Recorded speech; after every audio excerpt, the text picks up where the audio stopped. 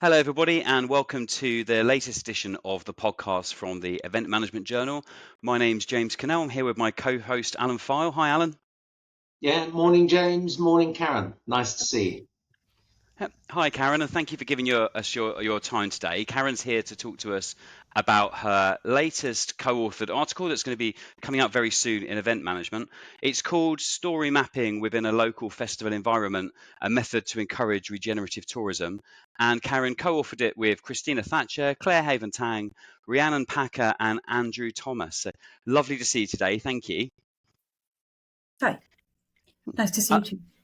Maybe you could that was a very brief introduction to your paper. Maybe you could just start things off for us by letting our listeners know a little bit about who you are, where you're from, and maybe what you're working on at the moment. So I'm Dr Karen Davies, Senior Lecturer and Programme Director in Events Management at Cardiff Metropolitan University. My main areas of research are currently this project, which is the paper's based on a wider project around regenerative tourism in Wales. I'm also interested more in sort of access and inclusion and participation to festivals, for in particular people that live in poverty. So that's my other research area. So festivals, outdoor events, but also tourism and how it all links in together, really. How it all fits together. And what's that wider project? Because you mentioned that in the paper. What's the wider project that this all formed a piece of? So I probably mentioned this a little bit later on, but as well. But the wider project is looking at regenerative tourism in Wales rather than just Bridgend. Bridgend was just a pilot study that we picked that particular location to do a proof of concept, really. Okay. And the story mapping bit of it is only a small part of a much, much wider project. Where we're using storytelling data significantly to design some trails for tourists and locals to use to find out more about Bridgend, and also then we'll try and map that out into the wider Welsh sort of environment. So it's a big ask, big project. Yeah. But it started somewhere, and so I'll talk about that a little bit more in a minute. That'd be fab. Thanks. Where did the idea come from, story mapping as a method? So I really enjoyed your paper. I think it was said in the pre-show. I don't think I've ever read a paper on Bridgend before, but it's really interesting. But the story mapping, it is quite an original approach. Where did that come from? Is it an interest of yours or an interest of the team? How so in a way, it comes down to where the project came from in the first place, in a way. But it's definitely a collaborative project. So you can see that by the number of authors on the paper, isn't it? So what happened was we've got a research department in our universities, global academies, and they were doing an interdisciplinary research workshop where they encouraged lots of different researchers from different disciplines to come together and come up with a project. And this was during COVID-19, so we all sat on a computer doing this workshop for a whole day. But there were obviously myself and most of my co-researchers that have written the paper with me, although Christina Thatcher came in later. So we had a combination of people that were from tourism, from health sciences, from creative writing, from English and social policy. So we all came together and came up with an idea. And that was loads of fun, but quite challenging, obviously. And the actual story mapping bit and in the festival, one of the researchers on the project actually runs the festival that we did the research in. So that was kind of a helpful element of it. And between him and I, really, I'd been working with Andrew on a number of different projects anyway with our undergraduate students. We thought it would be a good place where the stakeholders would have very good local knowledge. My previous research in my PhD is very visual based, so that's where the sort of map element came from. So the visual element of the map, I always feel like visual things within research really help engage the participants. So I did a photograph illustration for my PhD. Wow. But so it's kind of a combination of that, what we saw as a perfect place to do that type of exercise, but also that sort of visual prompt for people to use to be able to tell their stories, visualize somewhere and then engage with stories around that particular place. So I thought it was really, really interesting for us. So this is our first methodological paper that we've had for these podcasts. And I it's love still the methodological paper. yeah, I've seen that in your publications. Yeah, you're obviously someone who's passionate about how we do research and why we do research. So what do we learn about the method from your paper? Like, how could people use your paper to go on and do research? Well, one of the things that we did find was, some of the things that we did find were the difficulties actually in doing that piece of research, and it's only from making mistakes that you learn, I suppose, in a way. Mm-hmm. But some of the difficulties were that it was very, very busy in the festival environment, and on the one hand, that meant that lots and lots of people engaged with the actual exercise, and we put it in a place where it was a very central location within the festival, which meant that we had a lot of footfall and a lot of interest, and people, being that the festival space is very kind of, we called it the third space in the paper, where people feel relaxed and engaged and wanting to sort of talk about stuff that they're interested in. That was great.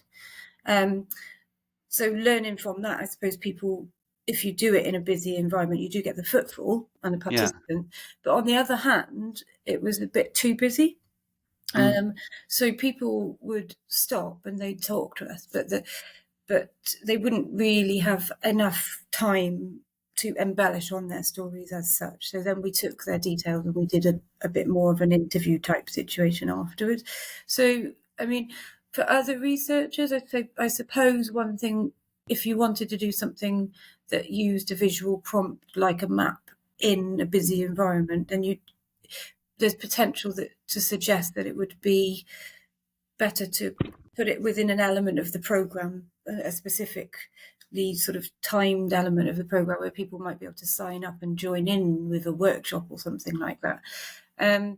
There was pros and cons, but I guess you'd lose that spontaneity, though, wouldn't you? Yeah, Maybe exactly. a bit. You lose the spontaneity, but we did find also it was quite difficult to record people doing their stories, and that ethical issue around kind of informed consent. So there's quite a lot of things to think about when you do something like this. And that goes across the board with visual methodologies as well anyway, because you need to be very careful on informed consent, what you're using the data for, etc., and how much can they understand what you're going to do with the data at this early start in the phase in the project. I think, if it's a wider project, how do you get through to your participant? Well, your data will be used, but in what particular way? So that was quite a challenge, and we needed to think about that, and we still do moving forward need to think about those types of things, because we want to do some more storytelling as part of this project as well anyway. Quite interesting, isn't it? Because everybody's seeking, always worried about, got to get a certain number of respondents, but actually for this, you need quiet, you need calm, you need informality, so you get the depth of response. But it sounds like you're too popular and everything's just too crowded, which is, it's almost like you just want that happy medium, don't you? Yeah, it's a double-edged sword in a way. And so, if you read, I suppose the paper hopefully gets that across, is that great on one hand and quite challenging on another. So could you tell us a bit about how you use this map? Because I've seen it. I've read the article. And I've looked at the pictures. That you've included. But because to me, storytelling and visual methods don't necessarily go hand in hand. But you've got this great device. How did you use it? Well, we're going to, in all honesty, we haven't used it as much as we could have done yet. But what we're hoping to do is to pinpoint the areas on the map that people were talking about, and then we're hoping to use like a digital recording platform, which obviously shouldn't probably mention the name of it yet, but we want to digitally record these stories, but then produce a map which tourists can get and then track follow trails, and at a certain point in those trails, they will be able to listen to one of the stories. So another part of what we're doing as well, so it's not just that particular exercise, the story mapping exercise, but we've been into schools, local schools, so children have been telling us their stories, so about where they love around Bridgend and places that are special and important to them. And we're hoping to be able to go back and get them to actually record that they wrote them down, but we want them to be recorded, and then they can be on an app where people can go to that place and then listen to the children telling their stories. Oh, so more ethics headaches, I guess. That could be an ethical issue. I'm sitting here, Karen, thinking that would take me weeks to get through our IRB here. So, oh my God, that would be. It could be a bit of a challenge. Yeah. But we have been into the schools already, so that's kind of step one.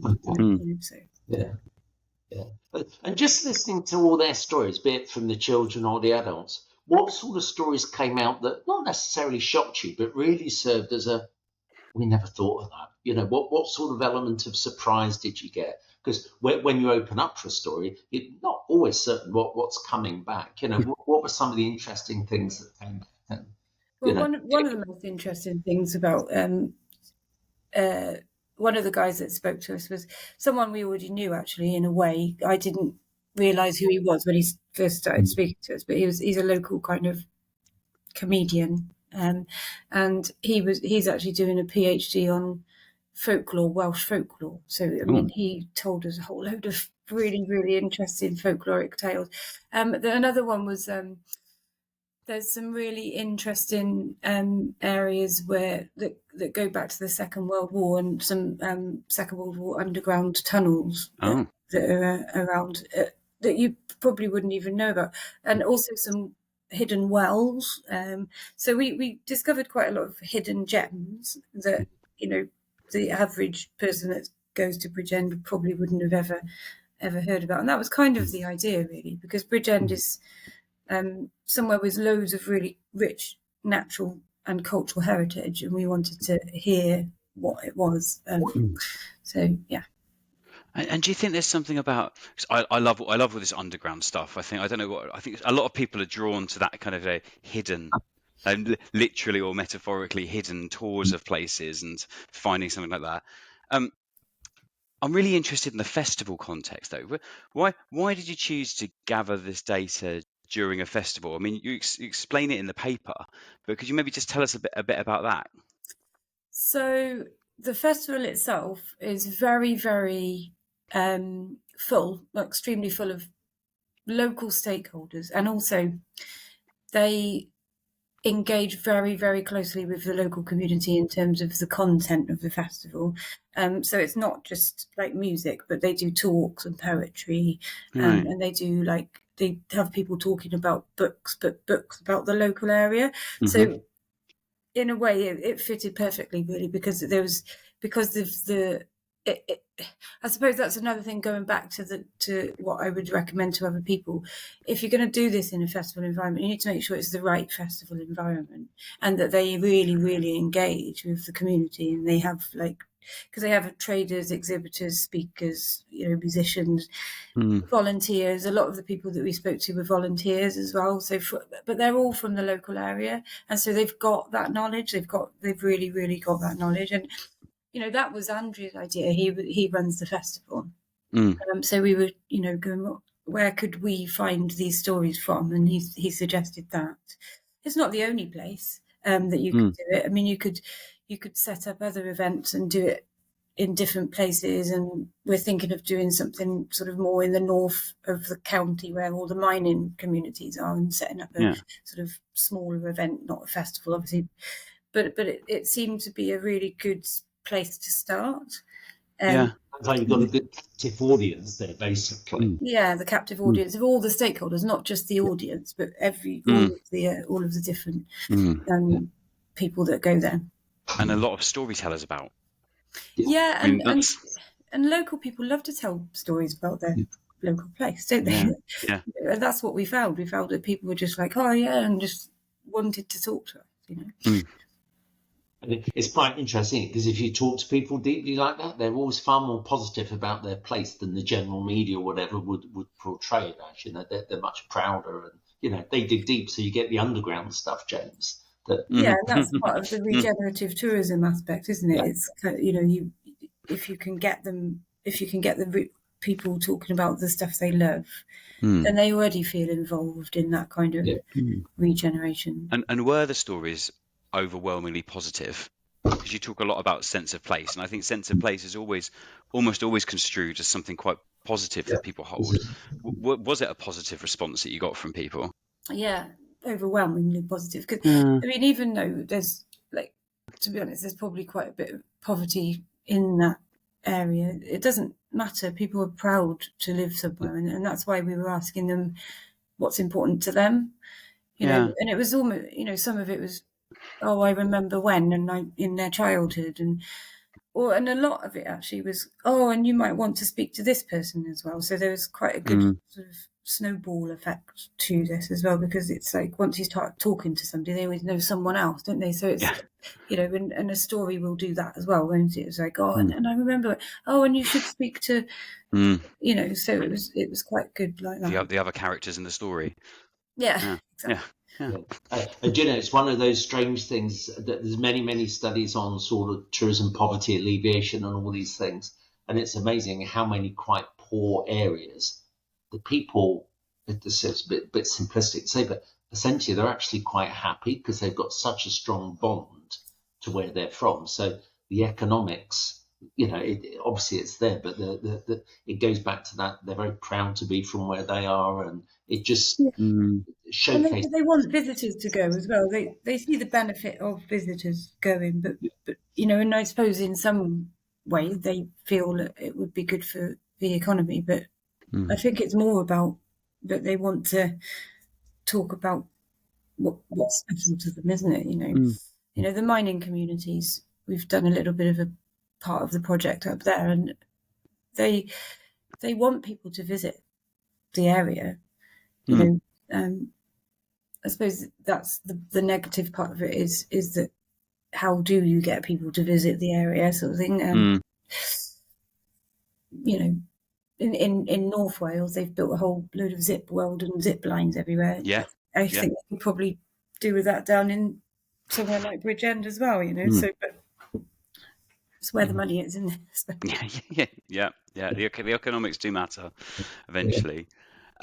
Where do you see, or how do you see story mapping panning out in other types of event research? So can you see this being used in other domains of event research sort of effectively? Yeah, I think I was thinking about this. I think you could use it in lots of different types of research. Well, this is great because it obviously the map is to do with tourism and regeneration and things like that. But you could even use it, couldn't you, if you had a festival site as a map? And then, you know, people, I was thinking more children, if it was a family festival environment, maybe, you know, people could say, well, what do you remember happening here? And then it could help inform the design of the festival and what happened and why and whether it was good or bad. So storytelling is just can be magical and very in-depth way of getting information from people, and I feel like it's more real to a certain extent than, you know, just asking questions. And mapping, especially in young people's minds, I think helps to visualize where things are and what happened, sort of thing. So that could be another use for it, I think. I'd love to do that if I had time. And time is always the magic line, isn't it? If only I had time. Yeah, I say that. I need time every day. Yeah. And it's only 8 in the morning where you are, so you're saying it already. Thinking about early career researchers, PhD students, people who might be thinking about coming into this field, you know, events management research more broadly, or your kind of niche around methods and visual methods and story mapping, what kind of advice would you give to somebody starting off in this area? There's several bits of advice if I know. I mean, basically, if you're going to do events management as a PhD, go to as many events as you possibly can, and get to know. Just talking to people, getting to know events, the different types of events, the different sort of makeup and nature and stakeholders, and sort of the massive variety of different types of, what I call it, business structure, I suppose. Because without understanding that, you're not at a very good starting point. And also just to talk to people, build collaborations, and don't make your sort of contribution to knowledge too unwieldy, sort of thing. I wanted to change the world when I did my PhD, and we all did. So and allow it to evolve, I suppose, is that thing, isn't it? Allow it to evolve naturally. Keep yourself on track, but still allow it to evolve naturally. That's really good advice about going to events. It's not, on one level, it sounds like such the obvious thing to do, but I'm always amazed with some postgraduate students who I meet, and I say, "Oh, you're researching this area. What have you been to?" And that hasn't occurred to them to go and get that experience, whether it's volunteering or just turning up and being part of an audience. Yeah, with a critical mind and a critical perspective, sort of thing. Exactly. I love that response, because I can think of so many examples, like you, James, with younger faculty who don't actually consume what they're researching. So that's the first thing. And the second thing, I also remember John Tribe did a seminar for us once when he visited the States many years ago. And his opening gambit was, just tell me, what was the last book you read? And it's quite interesting at how many people, I just read academic papers. And it was quite startling, actually. And, you think, gosh, is there now just a generation of people who just read academic papers? I can't think of anything worse than just read, and the whole point was you need a balance. So it's quite interesting. So, go to events. Brilliant advice. I love it. That's the best answer we've had. Best one so far. Yeah, I agree. Well, Karen, you've won the prize. What do I get? Yeah, you get some more daffodils behind you. Yeah. But reading books takes us to the last question. So usually our favourite question. What recommendations do you have for something for people to put on their bookshelf or on their Kindle or whatever it is that people are using? Is there a paper people should be reading, a book people should be reading? Is there anything you'd recommend? Events related. Well, could be anything. We're a broad church. Could be anything. But well, you don't want to ask me that. That's ridiculous. I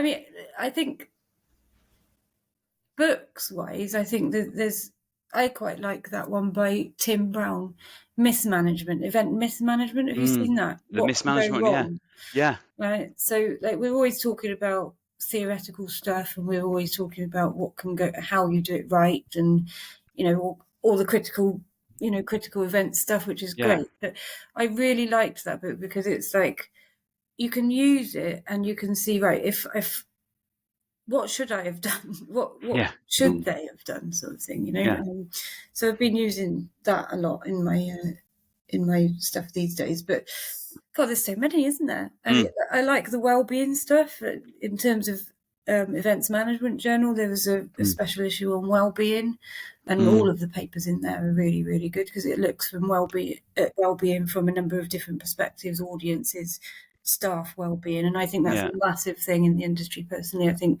the more people can get to know about the importance of well-being of people working in the industry, is really, really key. But I mean, obviously the events management journal's got loads of really good papers in it. But read Don Quixote. You've got to read that once in your life. Excellent. I never have, so I've got to get there, Karen. Oh, do you know, I started it and never finished it. It's difficult. It's difficult. It's on the long list. If you read Don Quixote, you could write a PhD. You're not selling this to me, James, then.